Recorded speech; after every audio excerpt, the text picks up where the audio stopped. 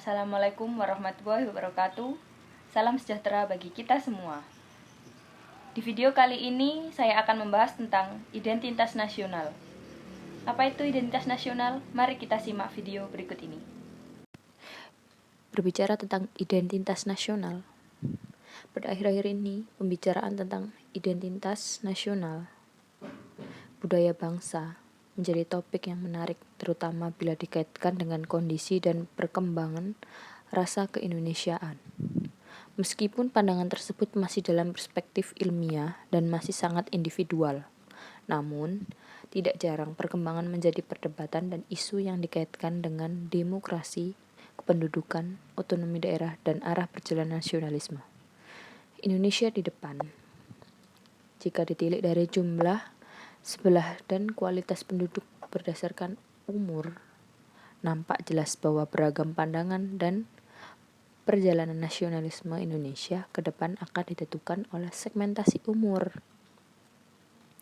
Kajian ilmiah tersebut memiliki prinsip nasionalisme pada dasarnya terletak pada kehendak untuk hidup bersama, yang di dalamnya terdapat rumusan kesamaan nasib, kesamaan karakter, dan perpaduan latar belakang historis, emosional, serta cita-cita bersama.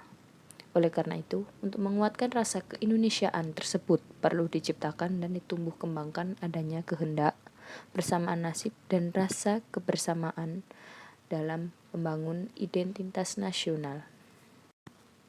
Konsep dari identitas itu sendiri adalah, menurut Anthony Giddens, identitas diri dipahami dengan keahlian menarasikan tentang diri. Dengan demikian menceritakan perasaan yang konsisten tentang kontinuitas biografi. Identitas diri bukan sifat yang distinktif atau merupakan kumpulan sifat-sifat yang dimiliki oleh individu. Identitas diri adalah sebagai pengertian secara refleksi oleh seseorang dalam biografi.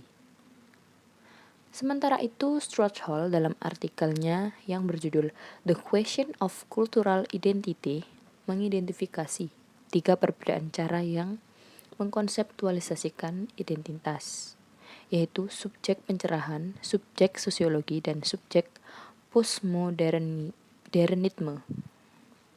Dalam perspektif era pencerahan, berkembang gagasan bahwa pribadi dipandang sebagai agen kesatuan yang unik dan bersekutu terhadap pencerahan. Setelah membicarakan tentang konsep identitas, tidak lupa kita juga membicarakan tentang nasionalisme. Apa itu makna nasionalisme? Nation berasal dari bahasa Latin natio yang dikembangkan dari kata naskor, yang berarti saya dilahirkan. Maka pada awal nation atau bangsa dimaknai sebagai sekelompok orang yang dilahirkan di suatu daerah yang sama. Menurut Ritter, kata nasionalisme menurut A.B. Barwell untuk pertama kali dipakai di Jerman pada abad ke-15 yang diperuntukkan bagi para mahasiswa yang datang dari daerah yang sama atau berbahasa sama sehingga mereka tetap mengajukan cinta mereka terhadap bangsa atau suku asal mereka. Nasionalisme pada mulanya terkait dengan rasa cinta sekelompok orang pada bangsa, bahasa, dan daerah asal-usul semula. Rasa cinta seperti itu disebut semangat prioritisme. Jadi pada mulanya nasionalisme dan prioritisme itu sama maknanya. Pranasionalisme, jika dipahami dalam rangka ideologi, maka di dalamnya terkandung aspek kognitif, goal atau value orientation, strategi. Aspek kognitif mengandaikan perlunya pengetahuan atau pemahaman akan situasi konkret sosial, ekonomi, politik, dan budaya bangsanya. Jadi, nasionalisme adalah cermin abstrak dari keadaan kehidupan konkret suatu bangsa. Maka, peran aktif kaum intelektual dalam pembentukan semangat nasional amatlah penting, sebab mereka itulah yang harus merangkum kehidupan seluruh anak bangsa dan menuangkannya sebagai unsur cita-cita bersama yang ingin diperjuangkan. Menurut Monogui, nasionalisme telah melewati 3 tahap, yaitu tahap Stirnis Pada tahap ini, bangsa menjadi sadar akan dirinya sebagai bangsa yang mengalami penderitaan berupa tekanan-tekanan, yaitu era perubahan, cepat melawan gagasan asing, dan cara hidup asing dalam mengerjakan segala sesuatu. Tahap sentropis nasionalisme, yaitu masa perjuangan untuk memperoleh kemerdekaan, dan yang terakhir tahap konsolidasi, yang pada masa sekarang ini difokuskan pada konsolidasi ekonomi. Hall membagi curahan nasionalisme menjadi dua, yaitu nasionalisme risorgimento, yaitu nasionalisme yang muncul dari bawah. Nasionalisme ini umumnya dipelopori oleh para cendekiawan yang jumlahnya bertambah banyak. Karena pendidikan para pelajar ini sebagai orang-orang modernis, liberal, dan demokrat mendorong terbentuknya integrasi normatif dalam teritorial mereka sebagai negara bangsa yang liberal dan demokratis. Faktor lain yang mendorong adalah perkembangan ekonomi dari masyarakat agraris ke masyarakat industrial, dari pedesaan ke perkotaan karena proses industrialisasi. Yang kedua, nasionalisme integratif, yaitu nasionalisme yang berkembang karena memanfaatkan rasa dendam karena ditindas bangsa lain. Nasionalisme ini mendorong integrasi seluruh aspek kehidupan bangsa dalam rangka menghadapi bangsa lain yang menindas. Nasionalisme dalam perspektif ketahanan budaya merupakan dua hal yang terletak terpisahkan, bahkan keduanya merupakan bagian penting dalam membahas kemerdekaan sejarah bangsa, kedaulatan keutuhan wilayah etnis, dan budaya nasional. Ketahanan budaya sebagaimana ditunjukkan dalam kualitas mental dan psikologis bangsa yang menjadi komponen penting negara. Bangsa telah dibentuk dan dipertahankan oleh setiap individu atau kelompok bangsa melalui kearifan lokal. Oleh karena itu, rasa nasionalisme terhadap negaranya menjadi barometer penting dan mengukur kuat lemahnya ketahanan budaya bangsa di tengah-tengah pergaulan dengan bangsa lain. Nasionalisme dalam perspektif demografis. Keterkaitan antara nasionalisme dengan demografi dapat disimpulkan dalam 3 hal, yaitu 1. Demokrasi menjadi unsur penting yang mendasari timbulnya perubahan di dalam masyarakat, baik perubahan politik, ekonomi, sosial, budaya, maupun pertahanan keamanan negara. 2. Demokrasi merupakan faktor pendorong bagi timbulnya mobilitas dan migrasi manusia, baik pada tingkat lokal, nasional, regional, maupun internasional. Faktor utama yang mendasari terjadinya migrasi adalah hasrat untuk meningkatkan kemakmuran, kesejahteraan, dan keamanan diri dan kelompok manusia. Dalam hal itu, faktor kebutuhan pangan, faktor kebutuhan pekerjaan, faktor keamanan, dan faktor pendidikan pada dasarnya merupakan penentu bagi terjadinya migrasi, urbanisasi, transmigrasi, maupun imigrasi manusia. 3. Demografi merupakan faktor penentu bagi kuat lemahnya nasionalisme dan rasa kebangsaan berdasarkan etnis terhadap negaranya. Dalam hal ini, semakin mampu negara dalam mensejahterakan rakyat atau warga negaranya, maka akan semakin kokoh rasa kebangsaan warga negaranya. Nasionalisme dalam perspektif politik.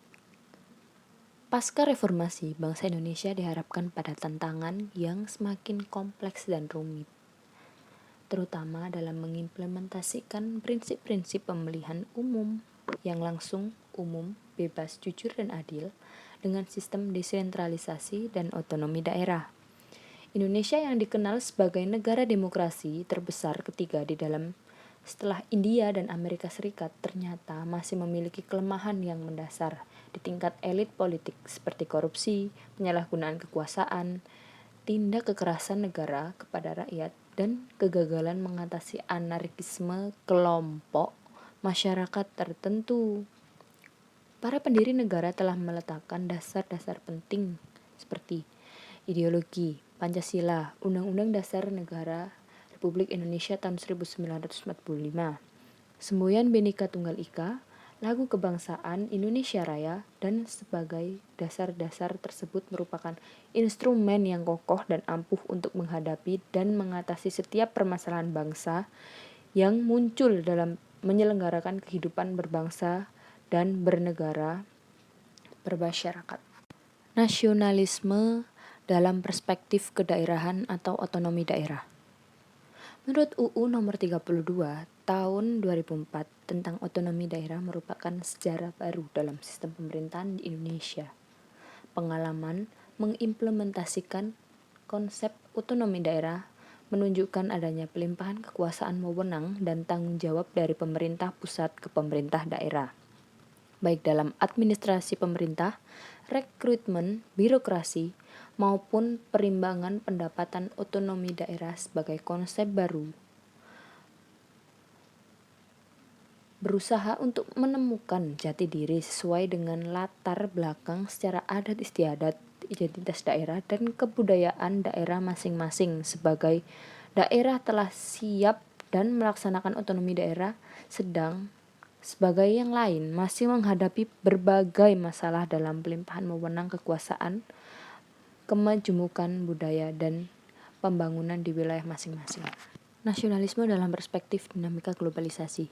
Pembahasan nasionalisme dan negara bangsa dalam konteks global merupakan wacana yang sangat menarik, terutama bila dikaitkan dengan prinsip-prinsip otonomi daerah, desentralisasi, kekuasaan, dan heterogenitas etnis bangsa Indonesia. Di diskusi ini menjadi penting ketika dihubungkan dengan identitas nasional dan ikatan budaya yang cenderung berupa akibat tempaan globalisasi. Nasionalisme secara konseptual merupakan bangunan atau konstruksi teori yang sengaja ditumbuh kembangkan untuk menuju pertumbuhan negara bangsa yang lebih modern. Kajian terhadap nasionalisme dan identitas nasional dapat dikaitkan dengan berbagai fenomena seperti sejarah, politik, ekonomi, penduduk di daerah, kebudayaan, sampai pada globalisasi masing-masing keterkaitan, maupun menggambarkan konsep yang bersifat unik, spesifikasi, dan mendasar untuk mengkaji. Itu semua ada 3 fase yang menunjukkan perkembangan nasionalisme pada Indonesia. Fase 1 yaitu fase proto-nasionalisme atau awal pertumbuhan dan kristalisasi nasionalisme. Pada fase ini telah melahirkan pimpinan-pimpinan baru yang terjadi dan berpandangan maju, modern, dan lebih sempurna, sehingga nasionalisme memiliki peran sentral dan perkembangan Indonesia ke depan. Sedangkan fase kedua adalah fase lahirnya pemimpin nasional. Fase ini disebut sebagai nasionalisme politik, terutama dalam kaitan dengan pembentukan negara bangsa, penetapan elemen dasar Pancasila dan UUD 1945. Yang ketiga adalah fase nasionalisme memasuki pengaruh nasional, regional, dan global. Berakhirnya era pemerintahan Soekarno digantikan oleh era pemerintahan Soeharto yang menitik beratkan stabilitas. Dan sekian, terima kasih atas perhatiannya.